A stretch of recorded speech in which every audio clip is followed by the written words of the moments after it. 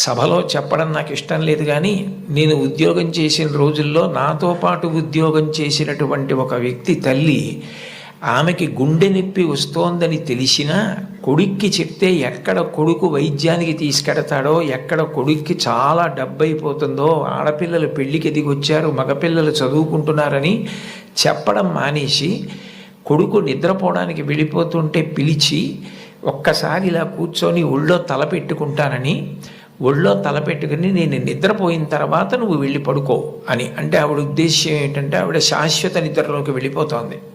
ఆ కొడుకు ఒళ్ళో తల పెట్టుకుని పడుకుంటే కొంతసేపటికి తల్లి కదలటం లేదని వాడు కదిపి చూస్తే తల్లి శరీర త్యాగం చేసేసింది. ఆ తర్వాత తెలిసింది, తన భార్య చెప్పింది, కొంచెం గుండెల్లో నొప్పిగా ఉందమ్మా, బరువు పని చేయలేకపోతున్నాను, కానీ వాడికి మాత్రం నువ్వు చెప్పకు సుమా అని ఒట్టేయించుకుందట కోడలతో. అది తల్లి అంటే.